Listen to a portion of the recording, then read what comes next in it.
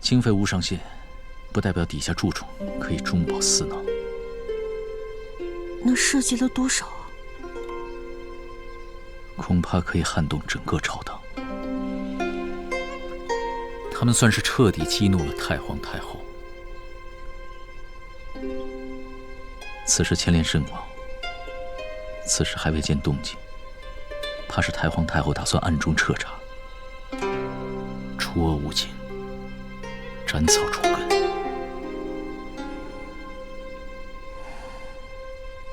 那我们现在应该怎么办？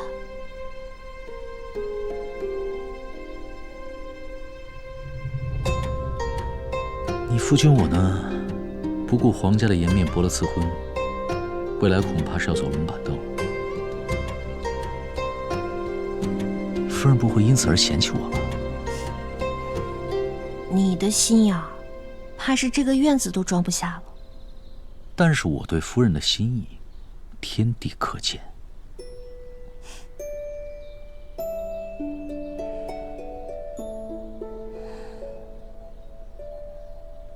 太皇太后口谕，让内卫府查一查汝宁长公主和贤王，顺带监视御茶司。难道太皇太后是在怀疑贤王？恐怕不止啊。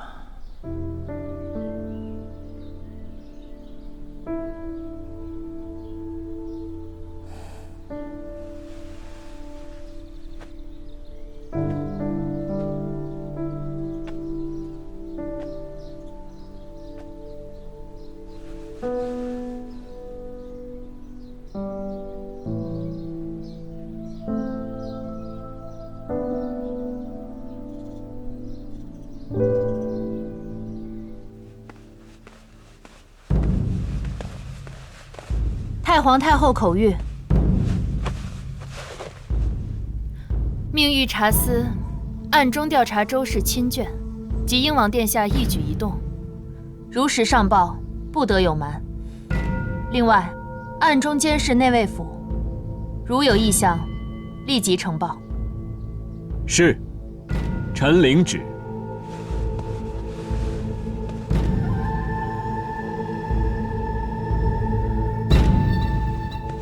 徐内司，我叫人备了君山岛上的名品，配以天山的雪水来沏泡，不妨留下品上一品。这茶星太寒，我是无福消受，来大人不必送了。太皇太后的旨意，望谨小慎微，秉公办理，不得有误。是，多谢徐内司提点。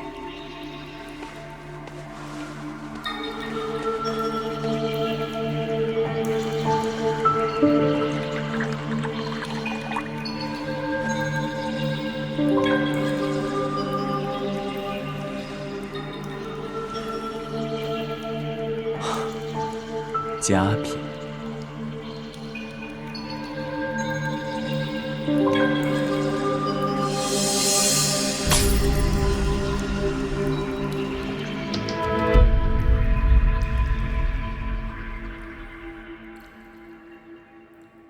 沈都的胆子够大的呀，竟然敢拒绝了母后的赐婚。看来是我小瞧了颜幸啊。真是有趣呀！没想到一向冷血无情的沈都，当真也会动了真情。无论如何，这对我们来说都是件好事。若英王得到了内卫府的支持，殿下你想要得到摄政王的位置，那可就是难上加难了。老师不觉得此次母后没有重罚沈都，很意外吗？莫谦之一死，这瀛州刺史之职就空了下来。我曾听闻沈都回襄安之前曾遭刺杀，之后便进宫连夜面见了母后，在此之后就有了这赐婚一事，太巧了。也不知这沈都在瀛州知晓了什么了不得的。沈都那边可能是因为赐婚一事和太皇太后离了心，最近连传诏都少之又少。我听闻宫中有一批婢女到了退回原籍的年龄，这太皇太后召来了来罗之，并赏赐了他数名婢女，这明眼人可都看得出来，来罗之如今更得太皇太后的偏宠。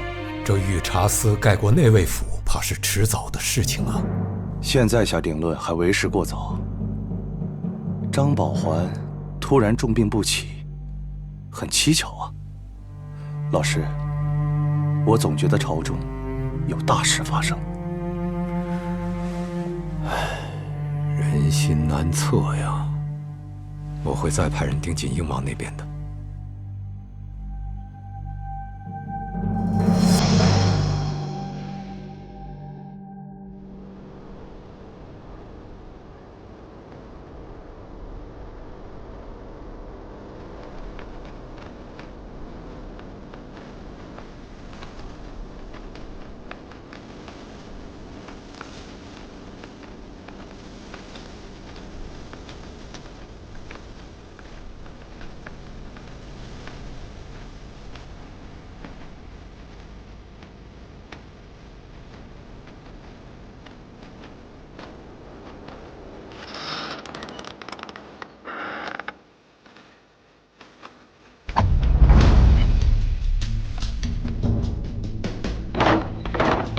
兰博是自己人，大仓男子不可信。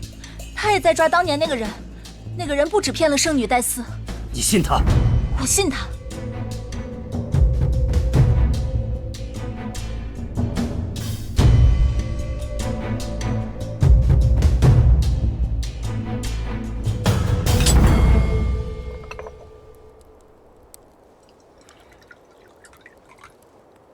来。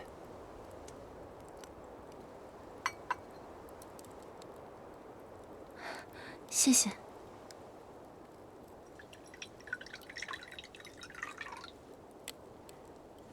谢谢。兰博，你跟随服侍戴斯圣女多年，我们两个想知道当年的事情，越详细越好。10多年了，那个时候戴斯还是金乌部落的圣女。自从金乌部落派使臣朝圣大仓后，大仓也派使臣到金乌来回礼。自此，金乌部落和大仓互通有无，两国的百姓自由进出，多有接触。一次在大街上，圣女正在给百姓送福祈祷，别着急，都有，就遇见了那个人。不过是一次偶遇而已，圣女未多加留意。回去后没多久，便将此人给忘记了，因为她是圣女，一辈子不可婚嫁，绝情绝爱，只为金乌的百姓活着。可没成想，没过多久，他们便再次重逢了。可这一次，却是在金乌部落的宫廷宴会上。怎么会这么巧？圣女常年不与外男接触，心思单纯，教化纯良。可一旦动了春心，就像脱了缰的野马，心思再也藏不住了。接风宴会结束后，使臣留下的那段日子里，戴斯就以自己圣女的身份，多与大仓的使臣接触，而这一切，就是为了接触那个大仓男子。这是什么？戴斯，你的名字。没想到这个大仓男子却提出要与圣女学习金乌语言。这个大仓男子的语言天分极高，只7、8日的光景，就学了个七七八八。也就从那日起，圣女知道了大仓男子的名字。那3个字，应该在记忆里印象深刻才对。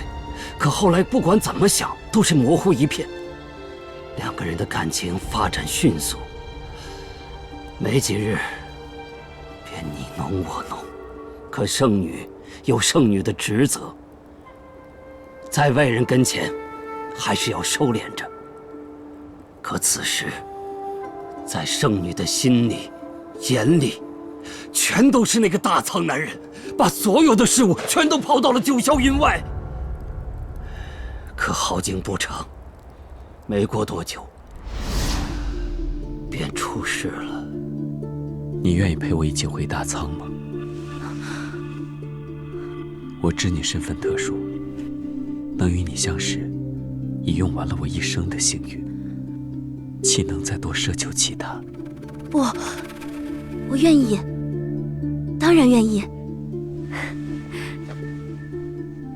自那以后，就再也找不到圣女的人了。有人曾看见说，她换上了大仓女子的襦裙，跟着大仓男子骑着马朝大仓而去。金吾不想丑闻外传，对外宣称圣女因病离世，抹去了她的身份。金吾从此不再与大仓往来。我本以为这个大仓男子会守着圣女，从此恩爱一生。可没想到，不久后，就在这个破屋里，我见到了奄奄一息的圣女。圣女，圣女，圣女，怎么会这样？我已经不是圣女了。圣女，跟我回去，一切都会好起来。回不去了。那个人呢？那个人在哪儿？他骗了我，骗我说出了圣女应该保守的秘密，骗我教他用秘术药粉操控飞蛾。我太蠢了，怎么会信了他？当我发现他心术不正，修习邪道，更尝试用那些技法去操纵别人为他卖命，他便对我起了杀心。圣女，圣女，圣女，太晚了，一切都太晚了。我罪恶滔天，死不息。不，圣女，这个人当真是千刀万剐，死有余辜。你先冷静一些。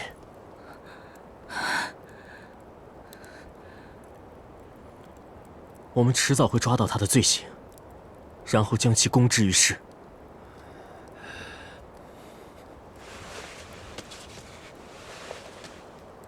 兰博，你看看这些画像，有没有相像之人？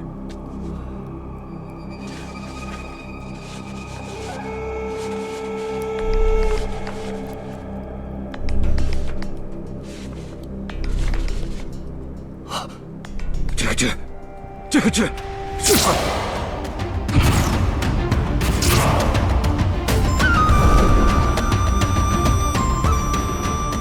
就是那个大仓男子，是他，你们找到他了？他在哪儿？他在哪儿？我要杀了他！兰博，这件事就交给我们吧。你放心，我一定会让这个人付出该付出的代价，给圣女戴斯一个交代。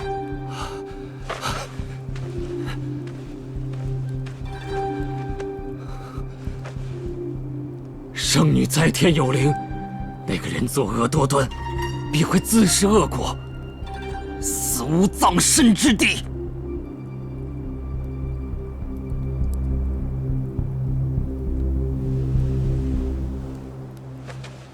戴斯圣女曾撞见那个负心人教人用助燃术烧毁了一座粮仓，圣女斥责其，置大仓百姓于不顾。可那个负心人却讥笑说，置大仓百姓于不顾的不是他，而是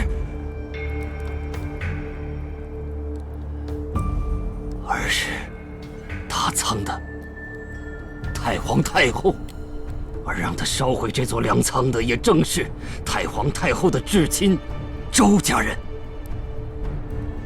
戴斯圣女逃跑的时候，将这个负心人与纵火者交易的信物偷拿了出来，正是这块玉佩。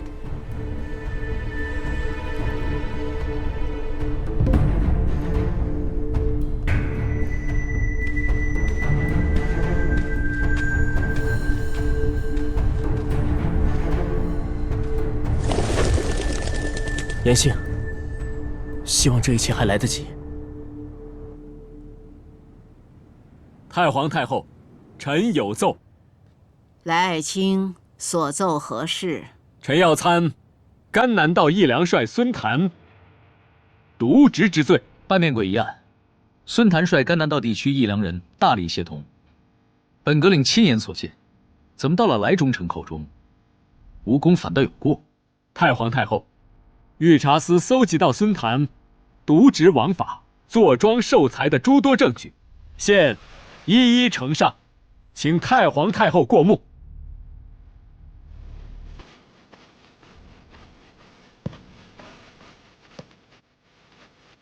大仓律法有云：取其非物谓之盗，监临主手自盗。主坐庄治罪、受财枉法者，应处以绞刑。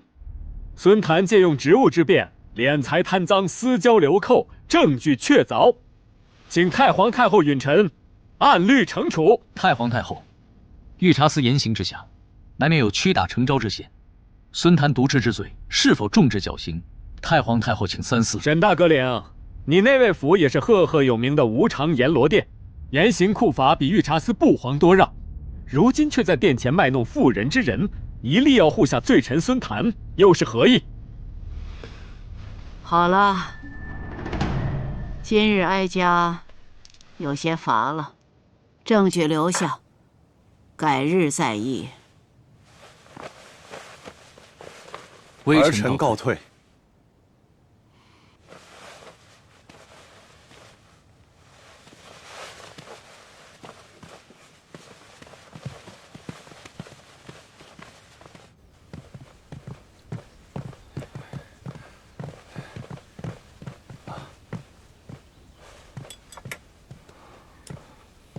退下。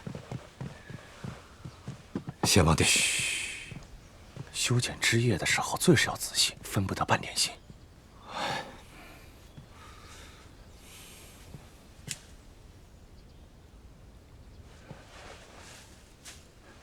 怎么样？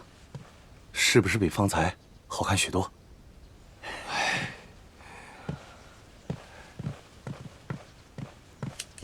贤王啊！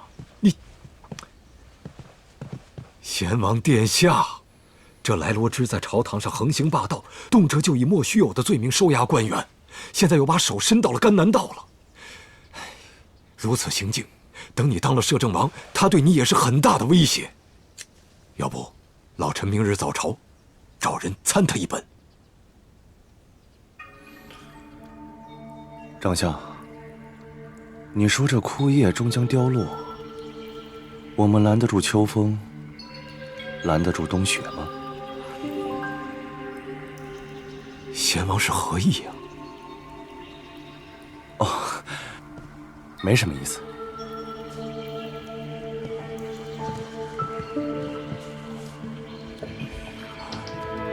哎呀，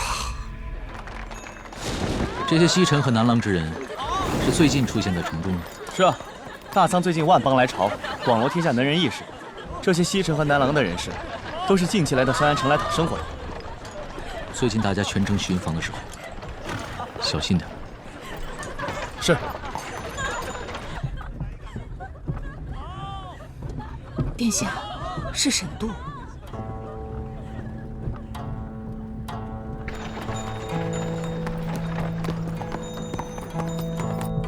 奴婢实在是气不过，这个白无常敢公然反对赐婚，让我们嘉恩郡主难堪。殿下，您真不该轻易放过他。这个沈度，跟他那个爹一样，惯是个不识好歹的。母后一片好心，他却不懂得背靠大树好乘凉的道理。你看着嘉恩自小长大，陪伴他的时间比我这个做母亲的多，自然是会心疼他。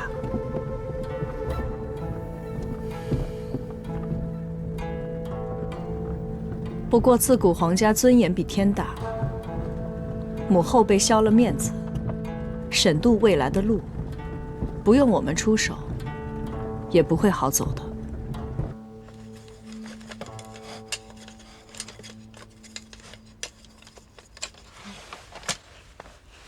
六娘，你真好，都是都官主事了，还帮我整理卷宗呢。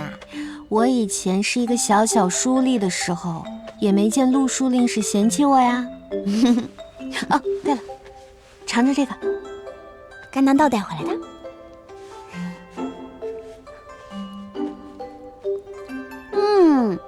果然是比香安城里的甜。来一个。这甘南道的蜂蜜啊，格外的甜，不光腌果子，还腌人肉呢。颜六娘，陆锤锤，陆锤锤，陆锤锤，你怎么敢让严主事帮你来整理卷宗呢？你想什么呢？哎呦，您以前可是没少使唤严主事啊。哼，我那不是以前嘛，是吧，严主事？严主事。今时不同往日喽。如今你我是同品同级的同僚，你又贵为大个领夫人，以后下官可是要请严主事多多照顾哟。吴主事哪里的话，六娘虽然得圣眷隆恩，担了都官主事的虚名，但仍是刑部辖下，常人做事还得靠吴主事来调遣，日后还得多多仰仗您呐。好事好事好事！你们这官腔打得我都要吐了呀！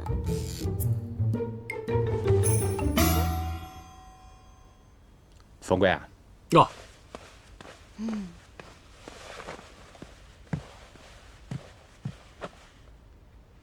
哎，坐，坐。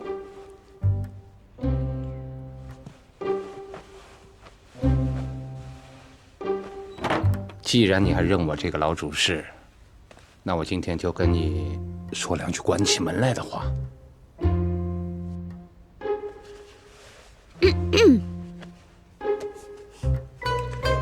如今啊，你贵为大格令夫人，又升了官，在六部女官中那是风头无两。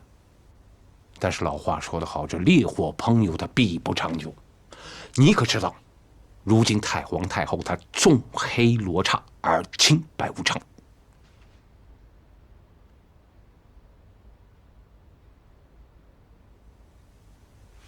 你呀，人家高官内眷都是长袖善舞，八面玲珑，方能为夫君谋得有用的内史秘闻。哪有像你这样终日埋头于卷宗和停尸房的呆头鹅一样？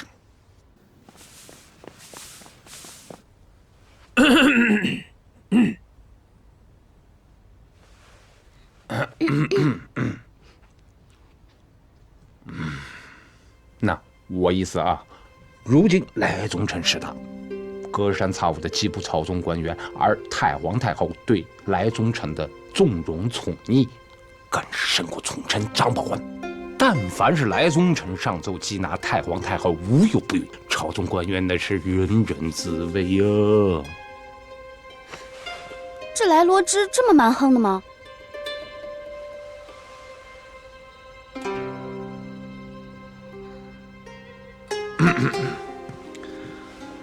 所以，柳娘啊，你想，他黑罗刹怎么可能允许一个和他平起平坐的白无常存在？换位思考，哪怕是换成我，也一定是希望这个世上只有一个地狱阎罗。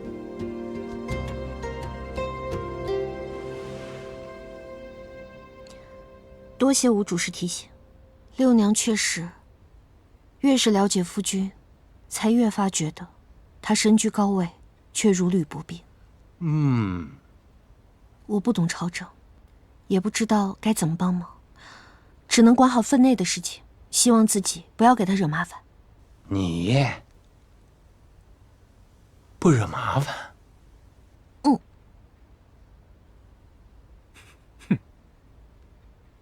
来罗织如此草菅人命，就没人管了吗？怎么回事？怎么回事？如果刑部不管，哎呦，问太皇太后。当今的大仓还有没有王法？哎呦喂！你给我住嘴！算了，你不想活了，我不管你啊！我刑部那么多人呢，可不想半夜三更被黑罗刹割了耳朵。徐大哥，究竟发生了什么事情？来罗之抓了孙谭。孙谭，甘南的一良帅孙谭，他的卷宗不是今天上朝的时候才送到大理寺的吗？太皇太后还没有决断呢，御茶司怎么就抓人了呢？太皇太后还没有定罪，御茶司就已经先收押了。可是御茶司的监牢，多住1天就要少活10年。如果这么拖下去，还没有等到太皇太后裁决，孙谭怕是已经没命了。这来宗成霸道啊，不是1天2天了，归根到底这是归大理寺管。你上我刑部来喊冤了，是不是哭错门了？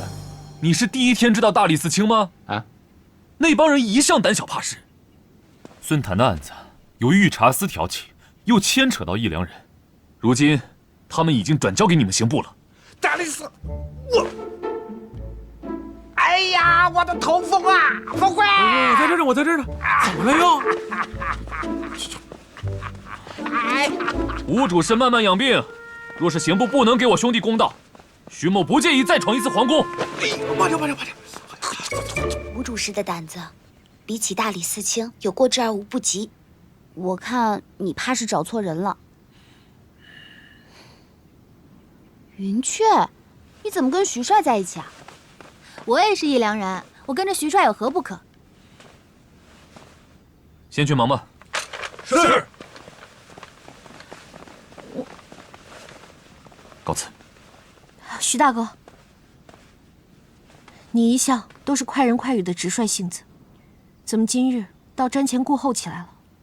大哥莫不是忘了，六娘如今也是刑部辖下从6品督官主事，若论品级，六娘跟吴主事同级，也有审理案件之权。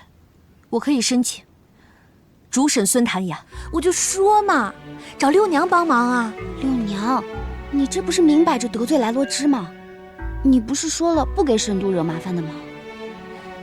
是啊，我刚说过不惹麻烦的。六娘，我知道如今朝堂诡谲，盛行难测，沈度的日子也不好过。此事你就别掺和了。可这是你的事情，而且孙谭在甘南道也对我们鼎力相助，我想，就算换作是他，也会选择帮忙的。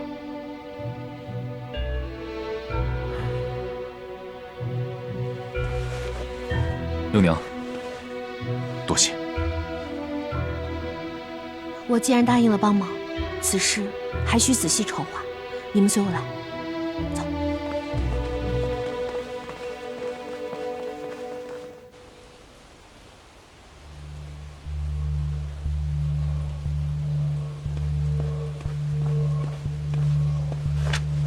忠诚大人，那孙谭的嘴硬得很，不出人命的法子都试过了，他还是咬死不松口。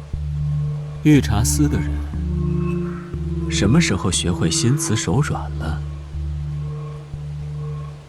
他认不认没什么打紧，只要他人不在甘南道，甘南道的义良人就成不了气候。妄图拦我路的人都不会有好下场。徐大哥，您可知道来罗之手上有没有什么关于孙谭切实的把柄？你可知义良人为何叫义良？我朝征用江湖游侠，充任侦缉逮捕之力，称为义良。正是，义良人之所以能在各处遍布耳目，比朝廷里的其他衙门更容易得到消息的来源，就是因为义良人在创立之初，便网罗了天下3教9流之人，是谓之义良。很多义良人在入职之前，不是打家劫舍的悍匪，便是像我一样妙手空空的神偷。入职以后，那些江湖上的朋友不可能都断掉，想要招点罪名，还不是随来罗之捏造。孙谭的事，我只担心不仅仅是抓一个人那么简单。此前来罗之虽然飞扬跋扈，但是从来没敢招惹过义良人。如今半面诡异案刚告破不久，甘南道百废待兴，他便抓走了孙谭。他究竟是想针对义良人，还是甘南道？六娘，你回来不久，对于襄安城里发生的事情可能还不清楚。那汝宁长公主避世而居的明胜观，如今3、5不时，就会有英王的车马前往。汝宁长公主和永安公主，当今圣上年幼语迟，太皇太后还能执掌大仓多少年？如今很多人都认为英王是比贤王更有希望的摄政王。汝宁长公主决定帮英王了。汝宁长公主乃萧氏皇族位分最高的公主，她若表态，肯定能引发朝堂局势的变化。此外，明堂重建明明快要封顶了，却莫名放慢了进程，甚至可以说，几乎停工了。这是我们从甘南道回来后不久的事情。还有，最近香安城里多了很多南郎和西臣的异族人，这些单独看或许没什么，倘若连在一起，这中间莫非有什么勾连？六娘，我还是那句话，如今朝堂上有多少双眼睛盯着你们夫妇2人，你心里应该清楚。这个忙你不帮，我不会怪你。徐大哥，瀛州一路回来，我们遭遇了诸多刺杀，多亏各州郡1良人的帮助。若非此番令牌，我今日恐怕都见不到你了。此番回到香安，也该物归原主了。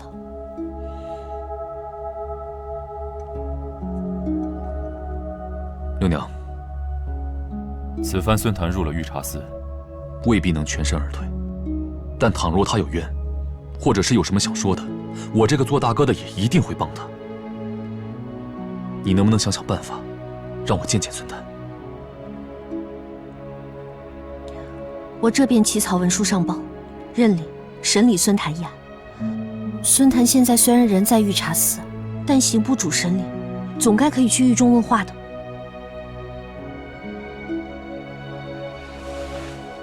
六娘，我陪你们一起去。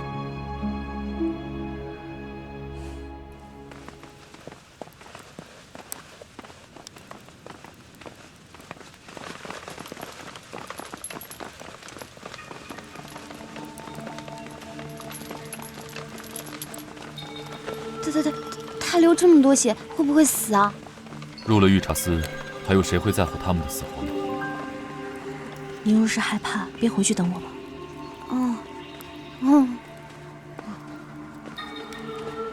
刑部辖下从6品都官主事严信负责主审孙谭一案，奉命前来提审要犯孙谭。孙谭乃我御茶司重犯，刑部恐怕无权提审吧？那我便去牢中问话，总可以吧？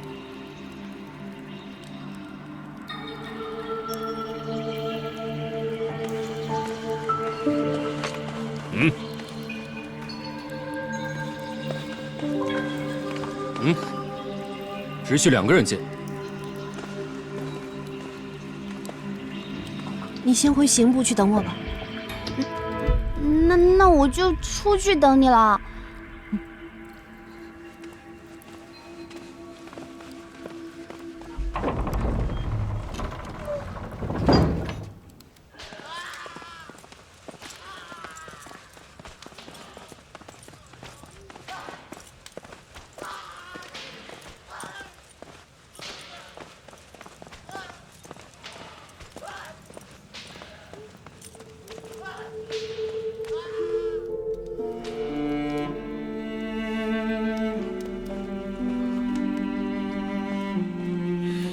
孙帅，孙帅，孙帅，是我，严信啊！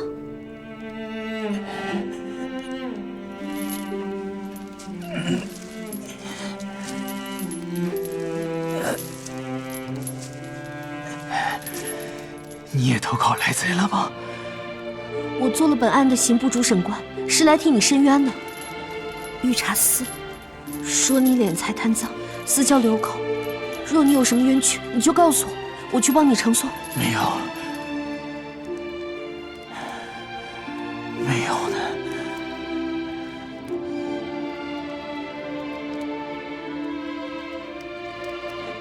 若你有冤屈，徐帅还有1良人的兄弟，拼了命也会救你出去的。我也会拼尽全力替你申冤的。越帮死的越多。你们快走吧。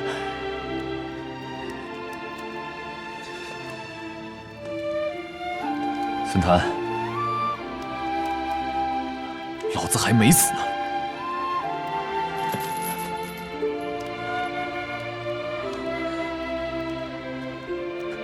许帅，这令牌还等着你来取呢，你可得给我撑下去啊！啊！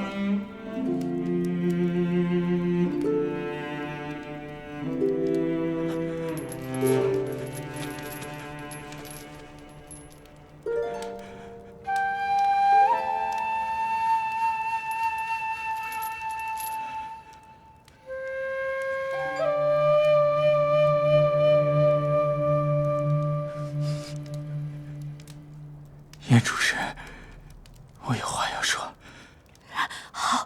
好，我来记录。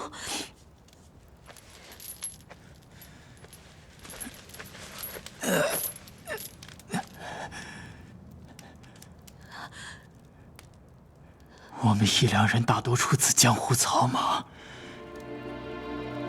当初都是被徐帅的魅力所折服，靠义气二字加入一良人。我在甘南道，自然也希望效仿徐帅，广交江湖义士。这就是私交流口，那敛财贪赃，这个我没法否认。银子我确实拿了，甘南道来往商贾众多，我们一良人帮助他们免疫盗匪，他们掏钱银两来感谢，我自然拿来招待江湖兄弟了。那你可以澄清解释，也可以找商贾佐证减刑的。六娘，你怎么还不明白？来罗之要的是甘南道一良人，群龙无首。孙帅，那你可知为什么？莫千之一死，瀛州官员大换县大都是来罗之的人。甘南道那边境要塞直通西城，即使远南至南廊，也可经甘南道绕道而来。若是一良人无力阻拦，那边境要塞……最近香安城里已经多了很多南廊和西城的人，看来来罗之是要在甘南道只手遮天，他所图的却远不止甘南道。他怕是要勾结外族，意图谋反。徐帅，一良人想要栽赃来某，也得有证据吧？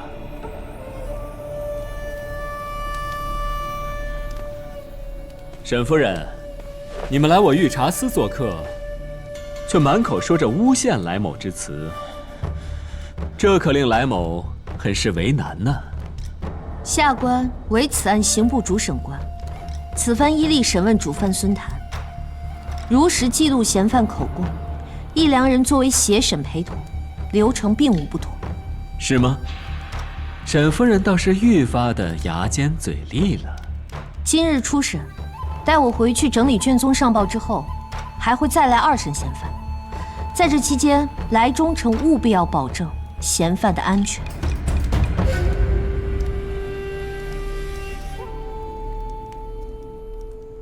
那就要看他自己的造化了。御茶司的牢房，可从来没有保人不死一说。你敢？徐帅，严主事，你们回去吧。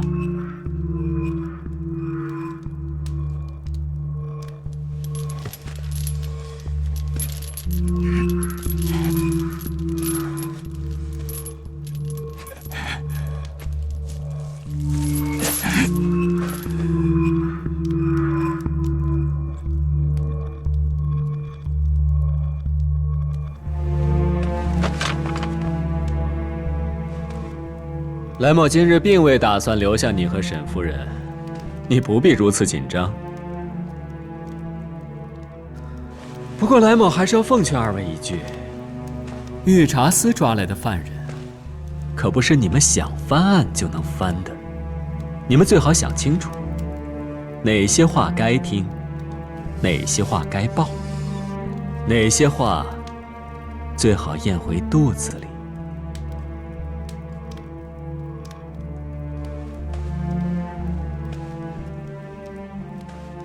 别给自己和家人找麻烦。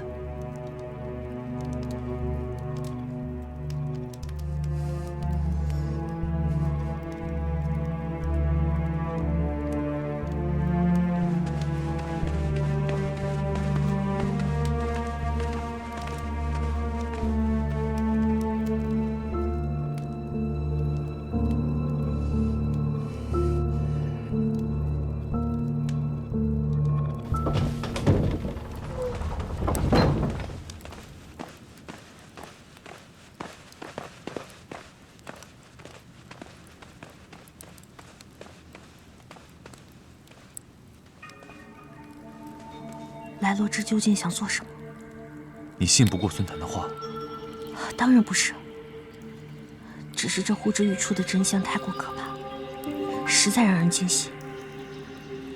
可就像来罗之说的那样，我们只有推测，并无实证，恐怕一时之间很难拿他如何。那孙谭的证词，你待如何？我自然是会如实上报。六娘，多谢。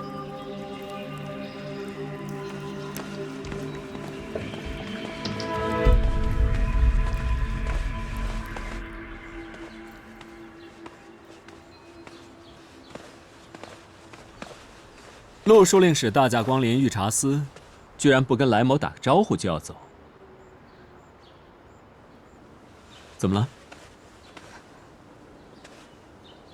好像突然又很怕我。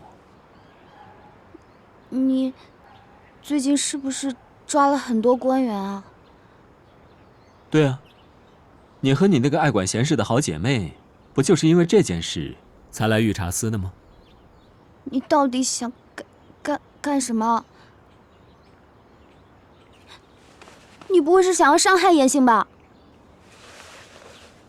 真不公平！你不是说我也是你的朋友，那你怎么只担心我会伤害他，倒不担心他是不是想坏我的事呢？我没有你这样的朋友。我警告你，你绝对不可以伤害严杏。若是严杏有个什么三长两短，我绝对不会放过你。那就要看看他到底想做什么了。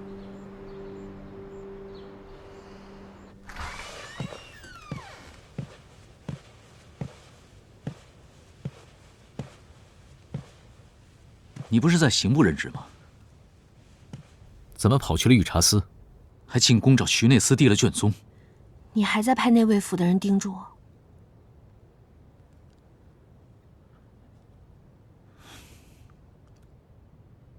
你知不知道，今天当你拿着孙谭的证词踏出御茶司的那一刻，你的脑袋就不在脖子上了。可是孙谭怀疑，来罗之是要把控甘南道要塞，甚至连和外族一图不轨。这么重要的消息，不该呈报给太皇太后吗？而且，你不是也想帮孙谭？孙谭在甘南道对你我的帮助颇多，我自然是要帮他的。但我不向你设限。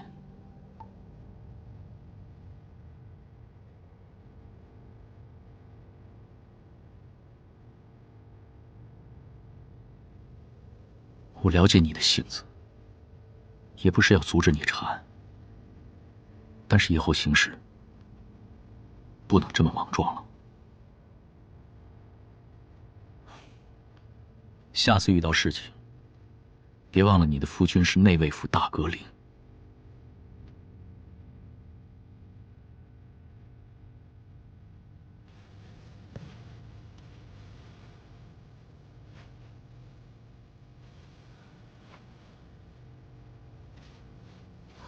我就是怕会给你添麻烦。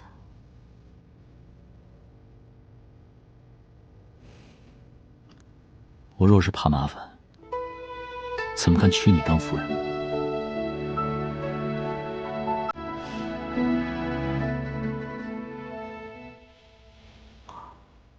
夫君，你说太皇太后看了孙谭的证词，会作何决断？我不知道。我今日所为，才是真正惹恼了来罗之。我甚至不知道，我这到底是在帮孙太，还是在害他。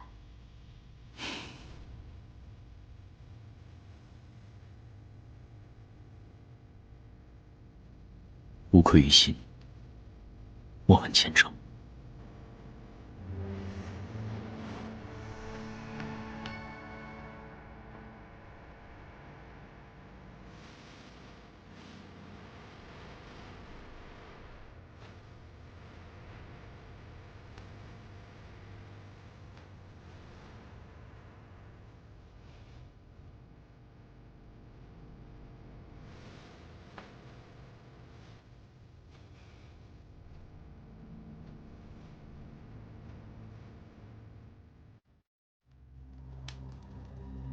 你既然跟严信和徐响人攀咬了我，自然知道会有什么样的下场在等着你。可是，你也有办法不死。只要你把徐响人在做义良帅之前结交的流寇名单给我写一份，我保证，你可以活着走出御茶司，甚至还能坐上下一任义良帅的位置。你想让我构陷徐帅？这个徐响人实在是碍眼。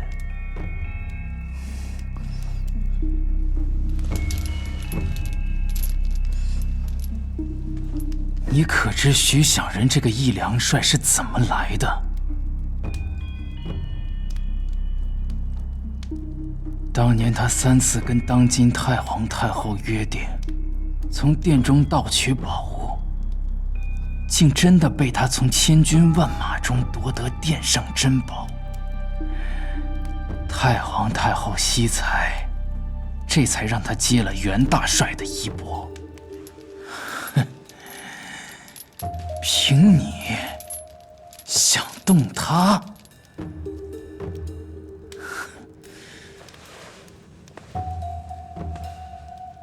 硬骨头，也看拿什么啃。你只需提供名单，剩下的御茶司自会有办法。这对你来说很简单，也不算背叛，不是吗？难道你不想当调遣天下义良人的义良帅吗？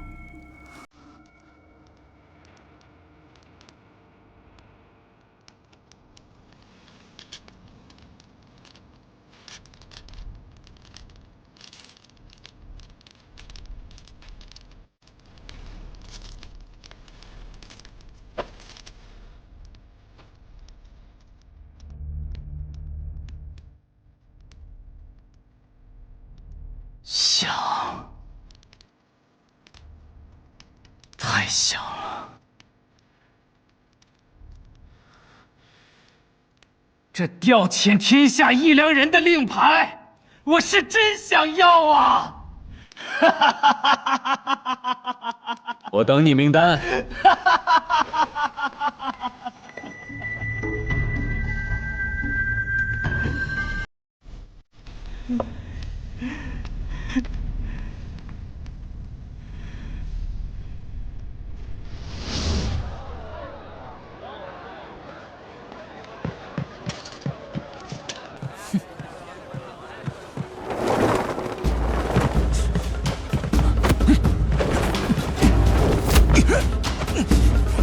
偷了什么东西？要你多管闲事！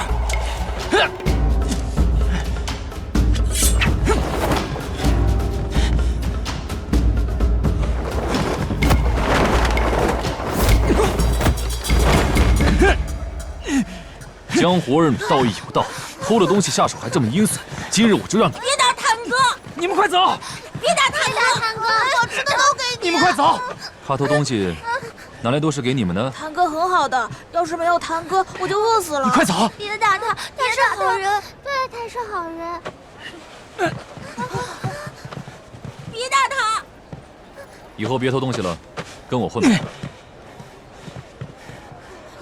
别在这儿装好人了。看你这样，也不像有钱人，说不定还没我偷的多呢。现在是我功力不够，等我以后练好了，宫里东西我都能偷出来。好，那你们等着，我这就去把宫里的宝贝偷出来，让你们开开眼。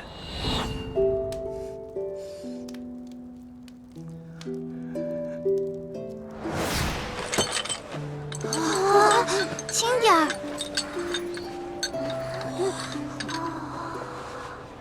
这些都是你从宫里偷出来的？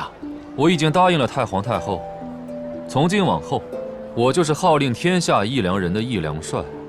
以后你们愿意跟着我的话，就都做义良人。我才不要做义良人呢！我要做，也是做义良帅，是不是？是。有志气。那你得想办法赢我才行啊。下来。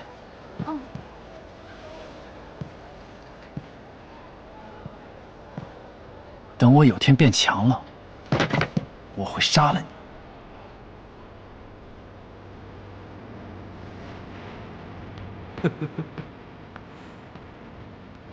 好，那我也答应你。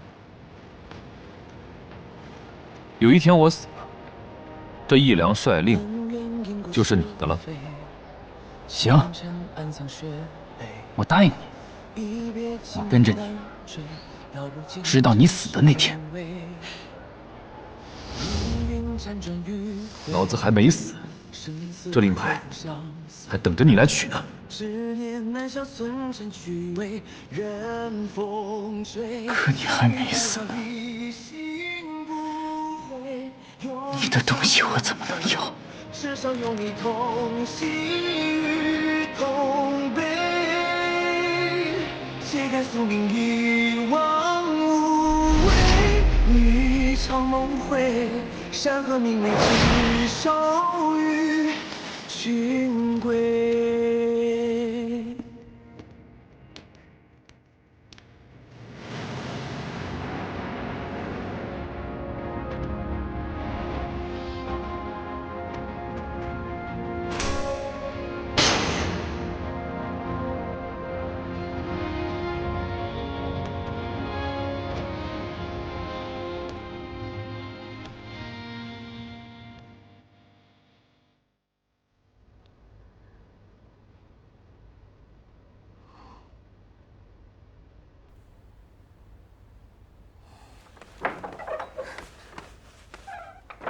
六娘，御茶司送来的文书，说是给你的。我本来以为来洛之会找你麻烦，看到你今天没事，我就放心了。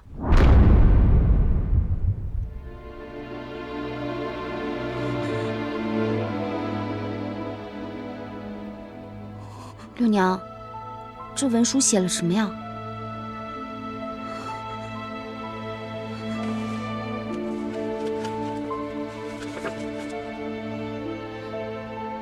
孙谭畏罪自尽。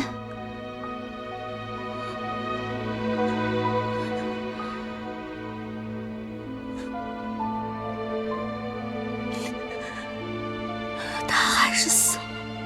来罗之，这个王八蛋！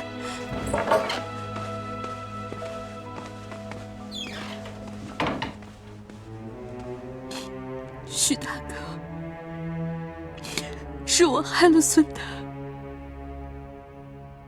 许帅就知道你会这么想，所以我们一得到消息就赶来了。孙谭想说的话，已经借你的奏书说完了。他选择自尽，一来是想护住甘南道的众位江湖兄弟，二来必是想护住我。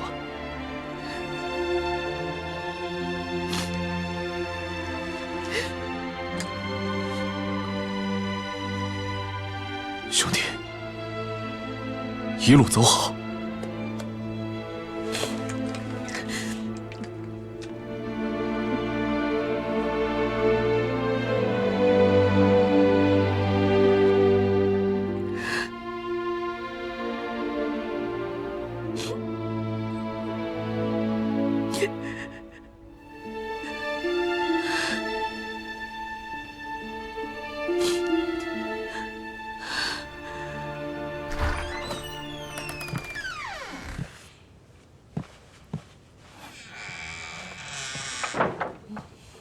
六娘，怎么喝酒了？来，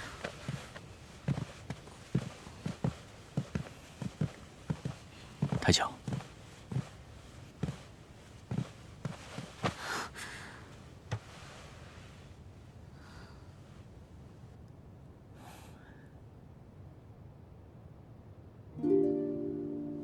是因为孙谭吗？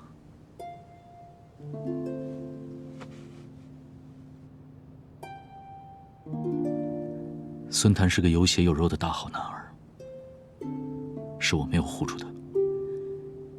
今日我原本想去殿前求情，没想到还是晚了一步。孙谭死得太远了。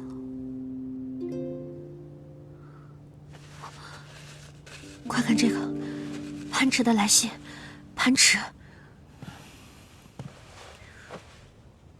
都这个时候了，还吃什么飞醋啊？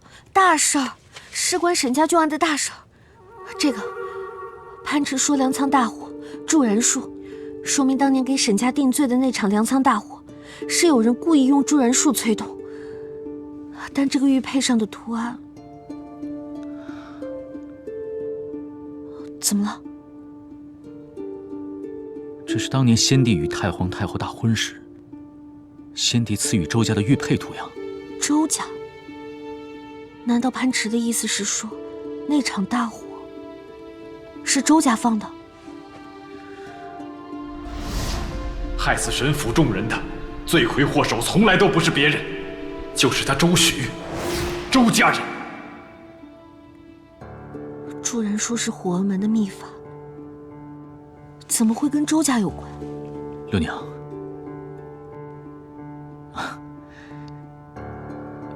你要不要先回去休息啊？不，我答应了要跟你一起找到真相的。如今终于找到了一丝线索，可怎么会是周家？大哥领，甘南道送来的密报，是此前甘南道那些半面鬼死尸的验尸结果。那些呈三角状的针眼，经查验，是中了一种慢性毒药——十日锁。顾名思义，就是中毒10日之后，阎王索命，毒发身亡。六娘，六娘，死者脖子上呈三角状针眼。元娘，元娘也是。沈都，你还记不记得，国师祭奠那日，我被你们抓起来。本来我就是在山上查元娘的案子，原本结案为情杀，可是我在整理卷宗的时候，却发现元娘身上也有三角状的针眼，说明元娘很可能也中了十日锁之毒。火娥们怎么会找上他，而且还下了慢性毒药？一个普通的山中农妇，被盯上，还被下了慢性毒药，只有一种可能。他知道了不该知道的事情，要被灭口。去查一下，他是不是有什么特殊身份，或者是别的秘密。是。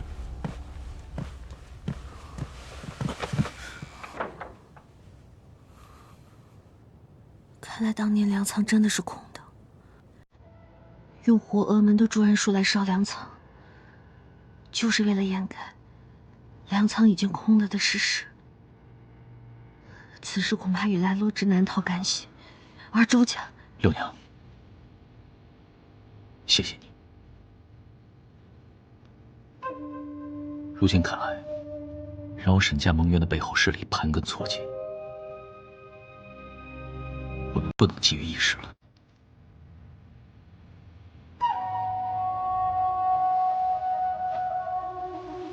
六娘，无论如何，我都不希望你出事。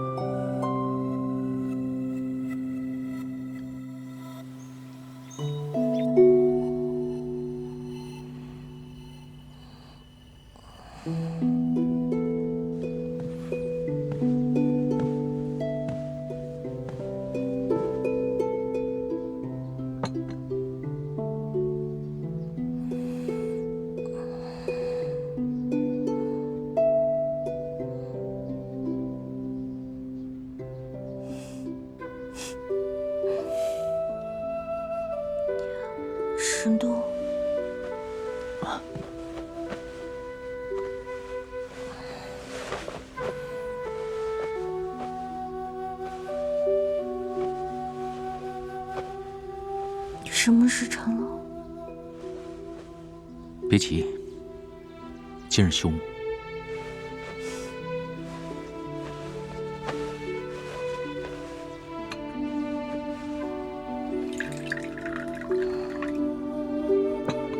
昨夜喝醉了。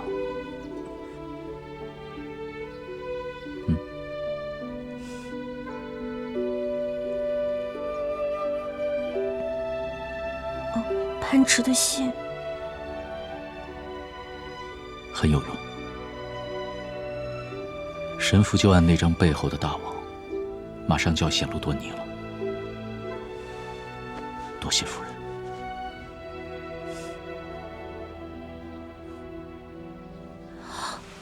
元娘，十日所。景林去查了，他不仅是附近山中的农人，生前更曾负责打扫明堂。明堂。国师生前也一直住在明堂，但自从国师仙逝之后，所有跟明堂有关的人，全都不知所踪了。这一切莫非都跟国师的死有关？难道国师的？国师占卜出最后一个预言之后，不久便仙逝了。我曾听到传言，国师的最后一个预言“凤饮酒出，天下太平”，后面还有不为人知的后半句。如此说来，国师的死恐怕也是大有蹊跷。莫非国师之死、元娘之死和明堂有关的人的失踪，都跟那个预言有关？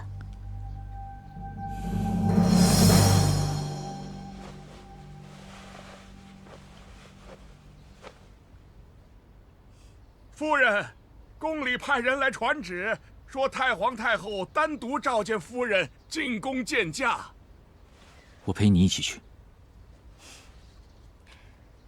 太皇太后是让我一个人去。好，钟叔，我知道了，让传旨大人稍等一下，我这就更衣前往。是。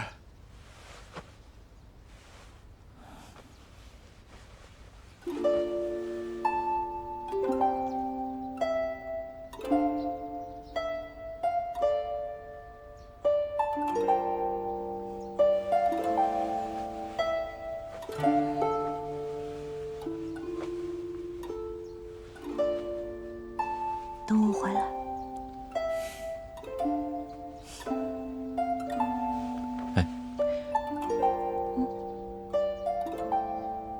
注意好分寸，千万不能冲动。还有，和孙谭有关的事，别再提了。别提来罗之的任何消息，绝不能提身。行了，我知道了。你什么时候变得这么啰嗦了？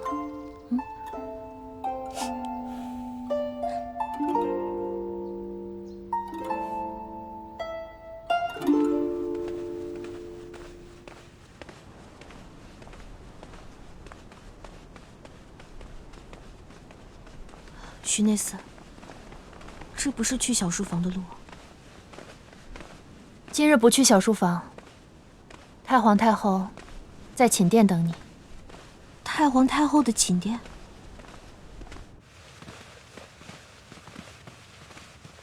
太皇太后，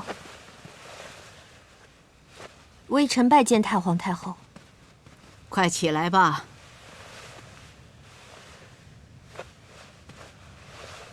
哎呦，翡翠糕啊，这可是哀家爱极的食物啊！现在不行了，这吃上半块啊，半日不能进食，不像你们年轻人呐。快尝尝。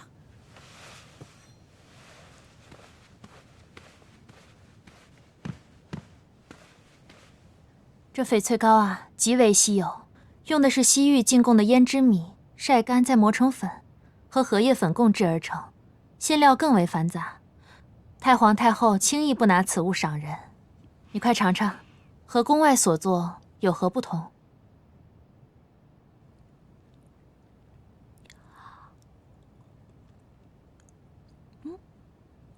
信是闲的。所以说，不论是这糕点还是人，单从表面看，都会有看不出或看走眼的时候。就你机灵话多。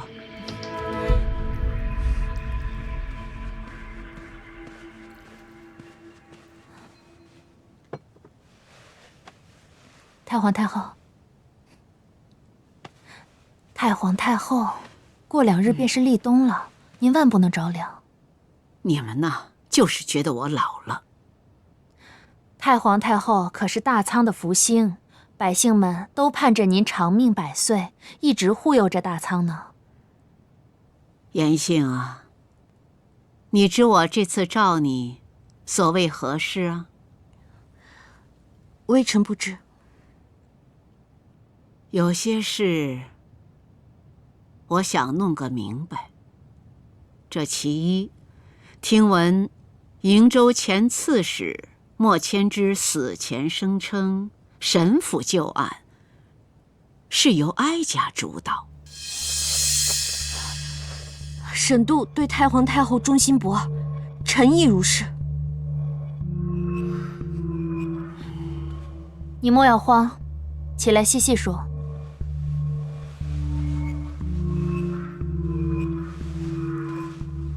莫千之是这么说过，但沈度侍奉太皇太后多年，怎会被三言两语所蒙蔽？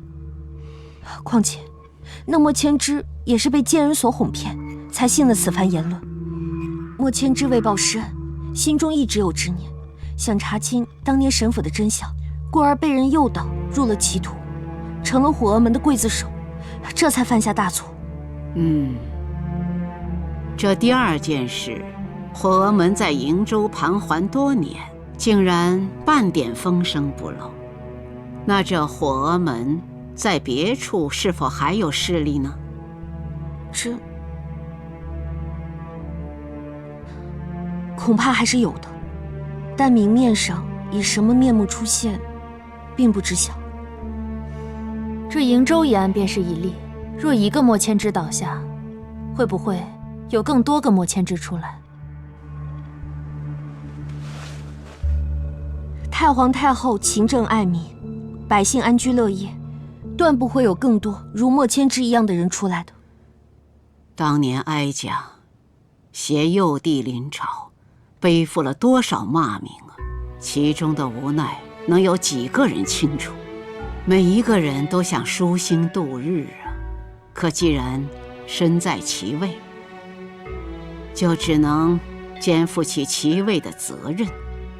哀家身为太皇太后，深知前途渺渺，可我从未放弃。妻儿年幼，我一个女人当家，天下有几个男儿服气？可我偏要叫他们服气。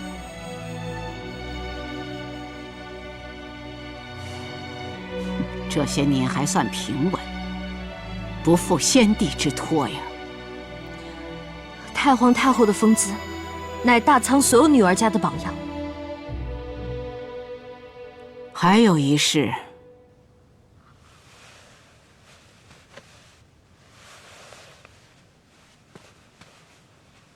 关于孙谭之死，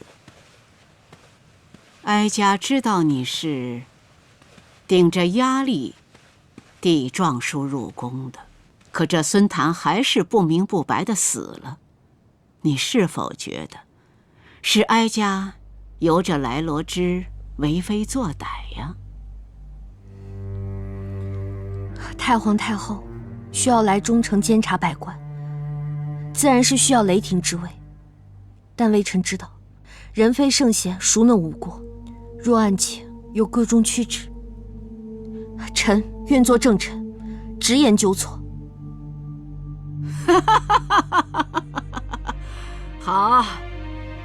好一个直言纠错的正臣。言幸，说话快人快语，哀家喜欢。你可知这来罗之昨晚拜见过哀家，可收了你不少成绩呢，还叫哀家一定要好好重用你。微臣惶恐，微臣与来大人并无交集，并不知来大人此番举荐是有何意。微臣也不想要什么赏赐重用，微臣只想验尸断案，查清案件真相，还死者公道。好了好了，快起来！这一会儿啊，你跪了多少次了？快起来！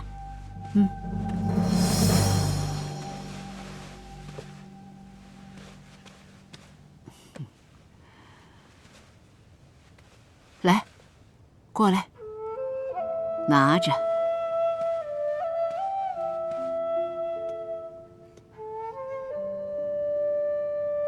看着你呀，就想起哀家年轻的时候。有空啊，多进宫来陪哀家说说话，好吧？谢太皇太后。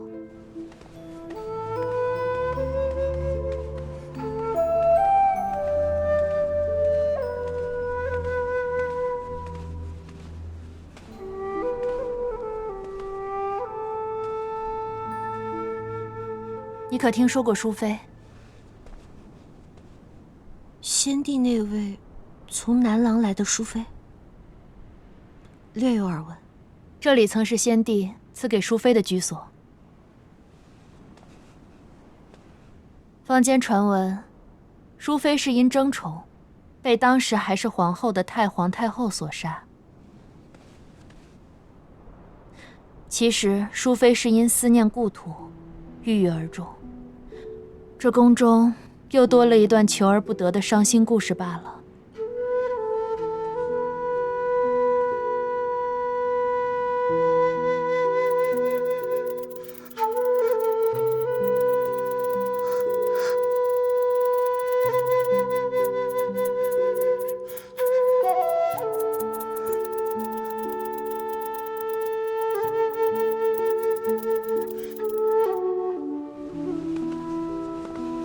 如今你有了随意进出大内的宫牌，也该能体悟到君恩似海深，却也如山重的道理。六娘只觉惶恐，还请徐内司点拨。前几日我帮你递了孙谭的证词，太皇太后未知可否，而来罗织故意在御前捧杀你，今日太皇太后却特邀你前来，给你开口的机会。你应该明白，太皇太后在这男子为尊的事上，既要顾及悠悠众口，也要确保臣子的忠信。六娘本以为世间是非黑即白，但经历了这么多事情，多少也算是懂了一点。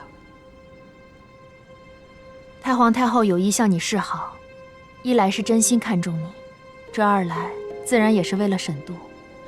而你是由张相一力斡旋嫁入沈家，如今磊罗织又对你青睐有加，这很难不让人怀疑，你是否是周旋于黑白之间的线人。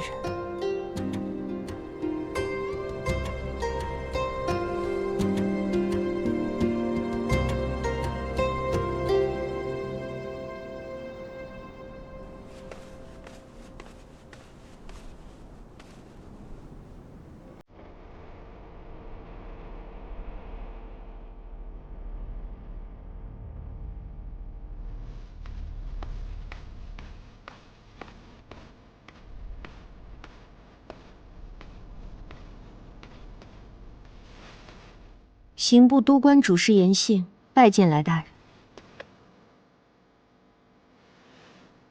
沈夫人与沈度待得久了，旁的不知如何，这盲胆倒是大了不少。不知来大人此言何意？连大理寺卿都避之不及的案子，沈夫人也敢出头接下主审，自然是因为背后有内卫府撑腰吧。还有义良人那帮流寇也愿意帮你。不过就算你如跳梁小丑一般，孙谭一案对本官也没有影响。你当看清楚形势才好。多谢来大人提醒，小女子没什么雄才伟略，自然做事情是考虑的不够周全。说起来，还是令子行事叫人敬佩。文武双全，天下无双。哦，对了，当日我跟夫君在瀛州街上闲逛之时，夫君说，好像看到了令子。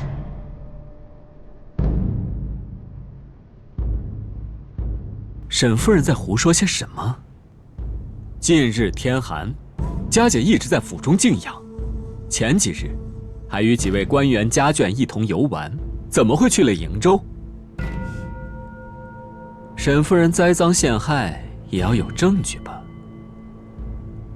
沈度教不好你，不若来我御茶司，我定好好教导你做事。是吗？那就祝来大人的姐姐身体安康，下官告辞。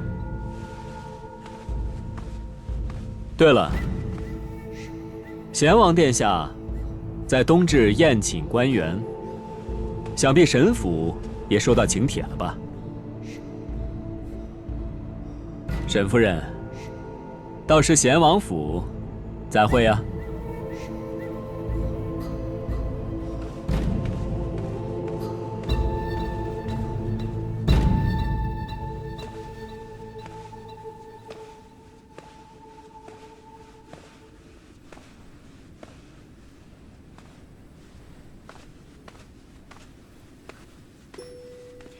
沈多，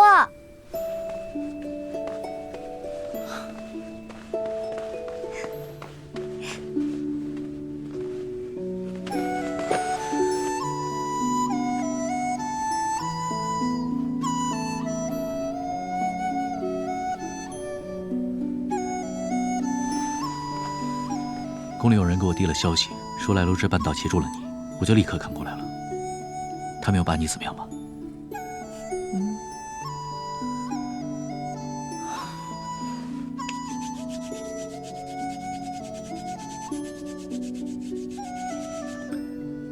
耳朵都冻红了。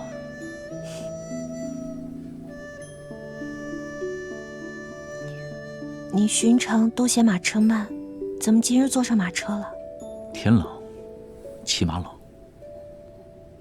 从前也不知道，你竟这般贴心。今日进宫面圣如何？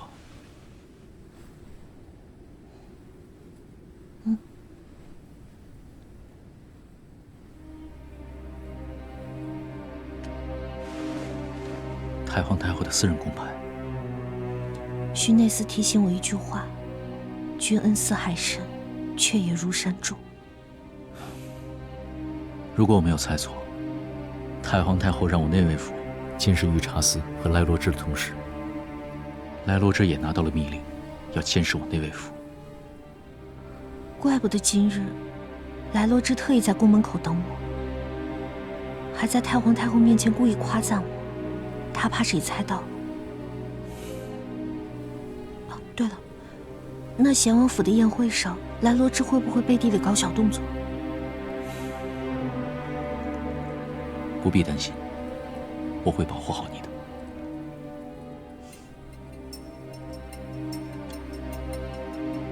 我们走。